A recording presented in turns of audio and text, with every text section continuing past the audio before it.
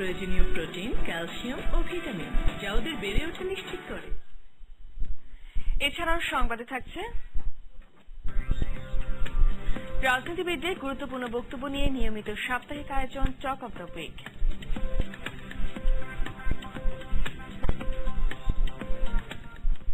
মানবতা বিরোধী অপরাধে অভিযুক্ত জামাত ইসলামী নায়েবে আমির ও রাজাকার বাহিনীর প্রতিষ্ঠাতা AKM ইউসুফ মারা গেছেন।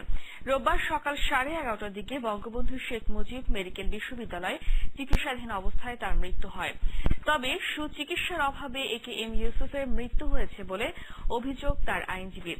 রাষ্ট্রপক্ষের আইনজীবী তুরিন আফরোজ মৃত্যুর নিরপেক্ষ তদন্ত দাবি করে বলেন, এ মামলার বিচারে সিদ্ধান্ত নেবেন ট্রাইব্যুনাল। তবে 1973 সালের আন্তর্জাতিক অপরাধ আইনে মরণোত্তর বিচারের বিধান নেই। আরো জানাচ্ছেন শাইমা আক্তার। রোববার সকাল 11টায় গাজীপুরের কাশিমপুর কারাগার থেকে AKM ইউসুফকে অ্যাম্বুলেন্সে করে বঙ্গবন্ধু শেখ মুজিব মেডিকেল বিশ্ববিদ্যালয়ে আনা হয়। 89 বছর বয়সী গুরুতর হৃদরোগ ও কোলন ক্যান্সারে আক্রান্ত ইউসুফকে হাসপাতালের জরুরি বিভাগে তাৎক্ষণিক চিকিৎসা দেওয়া হয়। তবে হাসপাতালের হৃদরোগ বিভাগের CCUতে নেয়ার পথে মারা যান তিনি। তার আইনজীবী তাজুল ইসলামের অভিযোগ, রোগী হিসেবে ইউসুফের যে চিকিৎসা পাওয়ার কথা ছিল তা তিনি পাননি। তার 4 বার হার্টের অপারেশন হয়েছিল। সম্প্রতি তার কোলন ক্যান্সার যেটা বলে সেটা ধরা পড়েছিল এবং তার ওই যে অপারেশনের জায়গা থেকে রক্তক্ষরণ বিভিন্ন সময় হয়েছে। এখানে আনার পরে পিজির ডাক্তার সাহেবরা দেখে বলেছেন যে তার যা অবস্থা, আইসিইউতে এক্ষুনি ভর্তি করতে হবে তাকে, এবং তাকে আইসিইউতে পাঠিয়ে দেন। কিন্তু আইসিইউতে যারা দায়িত্বরত ছিলেন তারা বলেছেন যে তাদের ভাষায় যে সেখানে জায়গা নেই বা সিট নেই বলে তাকে ভর্তি করেননি। আমাদের বক্তব্য হচ্ছে যে একজন মানুষ, তার বিচার হতে পারে, সবকিছুই হতে পারে, চিকিৎসা তার মৌলিক অধিকার, বিচারে যা হবার হবে। কিন্তু আজকে চিকিৎসকরা যে যতটা অবহেলা প্রদর্শন করলেন সেটা কিন্তু আসলে খুবই মর্মান্তিক। তবে এমন অভিযোগ অস্বীকার করেন হাসপাতাল পরিচালক। কার্ডিয়াক ইমার্জেন্সিতে কর্তব্যরত চিকিৎসক স্টাফ যারা থাকেন তারা রোগীকে রিসিভ করেন, তারপরে তার জরুরি ভিত্তিতে যা যা পরীক্ষা নিরীক্ষা করা প্রয়োজন, ইসিজি সহ সবকিছুই তার করা হয়েছে। এবং করার পর কর্তব্যরত চিকিৎসক মনে করেছেন যে তাকে সিসিউতে ট্রান্সফার করা প্রয়োজন, এবং সিসিউতে ট্রান্সফার করার পথেই তিনি মারা যান। ওনার আইনজীবী তার মতো করে অনেক কিছুই বলতে পারেন, কিন্তু আমি বলতে চাই যে আমাদের এখানে তাকে চিকিৎসা প্রদান কার্যক্রমে কোনো কাল বিলম্ব হয় নাই। ইউসুফের মরদেহের ময়নাতদন্ত যেন না করা হয়, ট্রাইব্যুনালে এমন আবেদন করলেও তা খারিজ করা হয়। পরে রাষ্ট্রপক্ষের আইনজীবী জানান, আসামির মৃত্যুর কারণ জানতে নিরপেক্ষ তদন্ত প্রয়োজন। যেহেতু আমাদের মরণোত্তর বিচারের কোনো সুযোগ আমাদের 73 সালের আইনে সে অর্থে নেই, আমরা যদিও এটি নিয়ে চিন্তা ভাবনা করছি যে আদৌ আছে কি আর নেই, সেটি নিয়ে আমরা এখনো ভাবছি। আলটিমেটলি মামলাটি যদি না চলে, সেখানে অবজারভেশনেরও হয়তো এমন হতেই পারে, গুরুত্বপূর্ণ কিছু অবজারভেশন হয়তো ওনাকে না নিয়ে হলেও এই মামলা পরিচালনার সময় ট্রাইব্যুনাল কোনো কিছু অবজার্ভ করেছেন, মাননীয় ট্রাইব্যুনাল, সেই অবজারভেশনও আসতে পারে। গেল বছরের 1 আগস্ট ট্রাইব্যুনাল 2-এ গণহত্যা ও মানবতা বিরোধী অপরাধের 13টি অভিযোগ গঠন করে AKM ইউসুফের বিচার শুরু হয়। গেল বুধবার মামলার সাক্ষ্যজেরা শেষ হয়েছে, আর 12ই ফেব্রুয়ারি যুক্তিতর্ক শুরু হওয়ার কথা ছিল। এখন রাজাকার বাহিনীর প্রতিষ্ঠাতা AKM ইউসুফের মামলার বিচারে কি হবে সেই সিদ্ধান্ত দেবে ট্রাইব্যুনাল। শামিমা আক্তার, RTV, ঢাকা। বহুল আলোচিত তাজরিন গার্মেন্টসে আগুনের মামলার অন্যতম আসামি প্রতিষ্ঠানটির MD দেলোয়ার হোসেন ও তার স্ত্রীর জামিন আবেদন বাতিল করে কারাগারে পাঠানোর আদেশ দিয়েছেন আদালত। রোববার ঢাকার জ্যেষ্ঠ বিচারিক ম্যাজিস্ট্রেট তাজুল ইসলামের আদালত এই আদেশ দেন। গেল 31 ডিসেম্বর মামলার অভিযোগ গঠনের শুনানিতে আদালত পলাতক 6 আসামির গ্রেফতারি পরোয়ানা জারি করেন। এ মামলার মোট 13 আসামির মধ্যে এ পর্যন্ত গ্রেফতার হয়েছে 3 জন, জামিনে আছেন 6 জন ও বাকি 4 জন পলাতক। মালামাল সবকিছুই তাদের নখদর্পণে, কিন্তু তারা সেটা সুরক্ষিত করেনি এবং তারা সঠিকভাবে এটা দেখেনি, দায়িত্ব পালন করেনি। বিজ্ঞ আদালত জামিন নামঞ্জুর করে তাদেরকে জেল হাজতে প্রেরণ করা হয়েছে। বিএনপি আন্দোলনের নামে আস্ফোরণ করছে, এ মন্তব্য করে খাদ্যমন্ত্রী কামরুল ইসলাম বলেন, আওয়ামী লীগ সাংগঠনিকভাবে শক্তিশালী হলে তারা দাঁড়াতে পারবে না। আর থানা, ওয়ার্ড ও ইউনিয়নের কাউন্সিল এ মাসের মধ্যে শেষ করার নির্দেশ দিলেন মহানগর আওয়ামী লীগের সাধারণ সম্পাদক ও দুর্যোগ ব্যবস্থাপনা মন্ত্রী মোফাজ্জল হোসেন চৌধুরী মায়া। রোববার দুপুরে বঙ্গবন্ধু এভিনিউয়ে দলীয় কার্যালয়ের বর্ধিত সভায় তারা এসব কথা বলেন। যেসব থানা, ওয়ার্ড ও ইউনিয়নের কাউন্সিলের দিন নিয়ে দ্বন্দ্ব আছে তা দ্রুত সমাধানের আশ্বাসও দেন মহানগরের সভাপতি, সাধারণ সম্পাদক।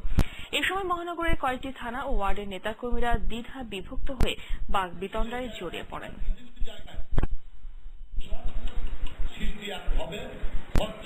কে কোনো কথা কাউন্টার করে না, মূল উদ্দেশ্য কাউন্সিলটা আমাদের শেষ করতে হবে। ঐক্যবদ্ধভাবে এই কাউন্সিলগুলো সমাপ্ত করলে ঢাকা শহরে তারা দাঁড়াবার ক্ষমতা তারা রাখবে না। তারা যতই আস্ফালন করুক না কেন, যতই গণ আন্দোলনের শব্দ তারা দেখুক না কেন, এইগুলো কোনো শব্দই থেকে যাবে। পুজোর চিত হয়ে শোয়ার শব্দ যেমন বাস্তবায়ন হয় না, তাদেরও আন্দোলনের শব্দ কোনো সময় বাস্তবায়িত হবে না। সরকার পতনে শিগগিরই গণ অভ্যুত্থানে জনগণকে সঙ্গে নিয়ে আন্দোলনে নামার হুঁশিয়ারি দিলেন বিএনপির যুগ্ম মহাসচিব রুহুল কবির রিজভী। এজন্য বাড়ি বাড়ি প্রস্তুতি চলছে বলেও দাবি করেন তিনি। বিএনপি চেয়ারপারসনকে নিয়ে প্রধানমন্ত্রীর বক্তব্যের সমালোচনা করে তিনি বলেন, সরকার বাংলাদেশের ট্রেনে নয়, ইন্ডিয়ার ভাড়া করা ট্রেনে উঠে পড়েছে। জনগণ ভাড়া করা ট্রেনের গতি রোধ করবে বলেও হুঁশিয়ারি দেন বিএনপির এই নেতা। রোববার দুপুরে নয়াপল্টনে দলের কেন্দ্রীয় কার্যালয়ের সংবাদ সম্মেলনে এসব কথা বলেন তিনি। জোর করে, জবরদস্তি করে তিনি যে শক্তি প্রয়োগ করছেন, এটিকে আমরা বলছি ডক্ট্রিন অফ ফোর্স, এই নীতি তিনি অবলম্বন করছেন। অতি শীঘ্র এক ব্যাপক নাগরিক অভ্যুত্থানের জন্য জাতি আজ প্রস্তুত। মানুষ নিশ্চয়ই চোখে কালো কাপড় বেঁধে বসে থাকবে না। প্রবল প্রতিরোধ এবং লড়াইয়ের জন্য আজকে বাড়িতে বাড়িতে মানুষ প্রস্তুত হচ্ছে। বাংলাদেশ রেলওয়ের কোন ট্রেন তো তিনি নিতে পারেননি, সেখানে তো চড়তে পারেননি, সেই ট্রেনে জনগণ দেন। তিনি ইন্ডিয়ান রেলওয়ের কোন ট্রেনে ভাড়া করে নিয়ে এসে সেটাতেই তিনি চড়ছেন। সেটার গার্ড, টিটি, তার স্পিকার, তার মন্ত্রীরা, যাদের সাথে জনগণের কোন সম্পর্ক নেই, সেই ট্রেন নিয়ে উনি চলছেন। ইন্ডিয়ান রেলওয়ের ট্রেনে যিনি চলেন, সেই ট্রেনে জাতীয়তাবাদী শক্তি, সেই ট্রেনে দেশপ্রেমিক শক্তি, সেই ট্রেনে জনগণের কোন অংশ সেখানে থাকতে পারে না। আন্দোলনের মধ্যে দিয়ে আমরা ওই ট্রেনকে, ওই ভাড়া করা ট্রেনকে আমরা বিদূরিত করব। দেশে বিচার বহির্ভূত হত্যা হচ্ছে না বলে দাবি করলেন স্বরাষ্ট্র প্রতিমন্ত্রী আসাদুজ্জামান খান কামাল। রোববার সকালে জাতীয় প্রেস ক্লাবে এক আলোচনায় আইন শৃঙ্খলা বাহিনীর সঙ্গে সংঘর্ষে সন্ত্রাসীরাই মারা যাচ্ছে বলেও দাবি করেন তিনি। এ সময় যারা কর্মসূচির নামে গাড়ি ভাঙচুর করে নাশকতা চালাবে তাদের বিচার করা হবে বলে হুঁশিয়ারি দেন স্বরাষ্ট্র প্রতিমন্ত্রী আসাদুজ্জামান খান কামাল।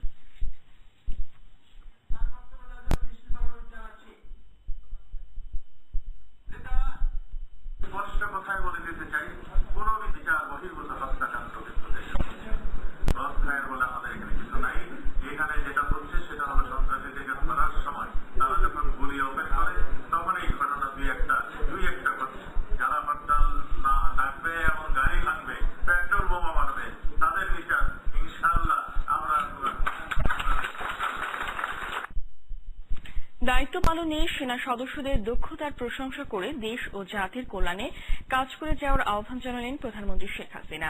রোববার সকালে ঢাকা সেনানিবাসে সেনাবাহিনী কর্মকর্তাদের সঙ্গে বৈঠককালে এই আহ্বান জানান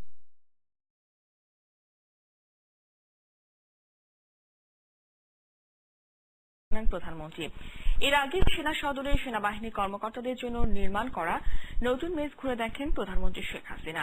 প্রধানমন্ত্রীর নিরাপত্তা উপদেষ্টা অবসরপ্রাপ্ত মেজর জেনারেল তারেক আহমেদ সিদ্দিকী, সেনাবাহিনীর প্রধান জেনারেল ইকবাল করিম ভূঁইয়া সহ ঊর্ধ্বতন কর্মকর্তারা এ সময় প্রধানমন্ত্রীর সঙ্গে ছিলেন।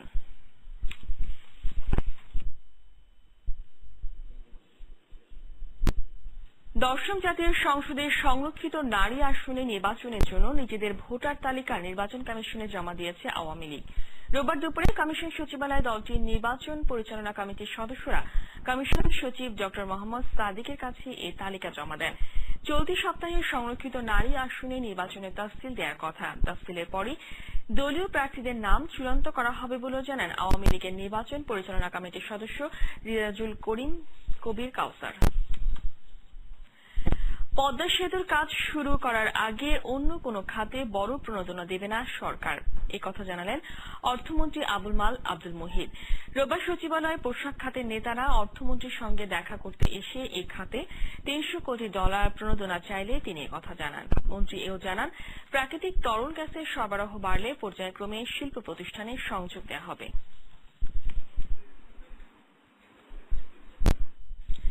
রোববার সারা দেশে একযোগে শুরু হলো 10টি শিক্ষা বোর্ডের এসএসসি দাখিল ও এসএসসি ভোকেশনাল পরীক্ষা। এবছর মোট পরীক্ষার্থী 14,32,727 জন। এদিকে পরীক্ষা চলার সময় রাজনৈতিক দলগুলোকে কোনো ধরনের কর্মসূচি না দেওয়ার অনুরোধ জানিয়েছেন শিক্ষামন্ত্রী। রিপোর্ট মুস্তা মাহমুদের। সারা দেশে 2,942টি কেন্দ্রে অনুষ্ঠিত হচ্ছে এসএসসি দাখিল ও এসএসসি ভোকেশনাল পরীক্ষা। সকাল 10টায় পরীক্ষা শুরু নির্ধারিত সময় হলেও যানজটের ভয়ে আগেভাগেই কেন্দ্রে হাজির পরীক্ষার্থীরা। আর এরই মাঝে বইয়ের পাতায় একটু চোখ বুলিয়ে নেয় ব্যস্ততা।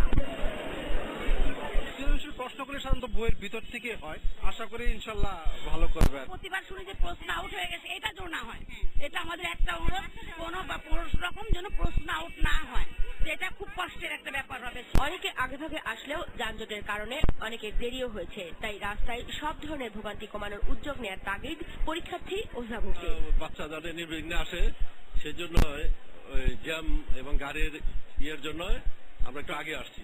আমি মিরপুর থেকে আমার গাড়িটা ভিডিও সময় থেকে আমি ব্যাক করে দিছি। আজকে আমার যদি নিজের গাড়ি দিয়ে যদি আমার বোনের মেয়েকে এখানে না নিয়ে আসতে পারতাম, আমি আমার আরেকটা গাড়িতে আসছি ঠিক আছে, কিন্তু আমার ওই গাড়িতে থাকলে আমার মেয়ে, আজকে আমি মেয়ের মুখটা দেখতে পারি নাই, তাহলে আমার বাচ্চাদের কখনোই করতে পারতো না। রাস্তাঘাট অবশ্যই আমার নিরাপদ থাকতে হবে। রোববার সকালে মতিঝিল সরকারি বালক উচ্চ বিদ্যালয়ের পরীক্ষা কেন্দ্র দেখতে এসে অভিভাবকদের সঙ্গে কথা বলেন শিক্ষামন্ত্রী। পরীক্ষা হল ঘুরে তিনি কথা বলেন সাংবাদিকদের সঙ্গে। আমাদের গার্জিয়ানরা আমাদের কাছে উদ্বেগ প্রকাশ করেছেন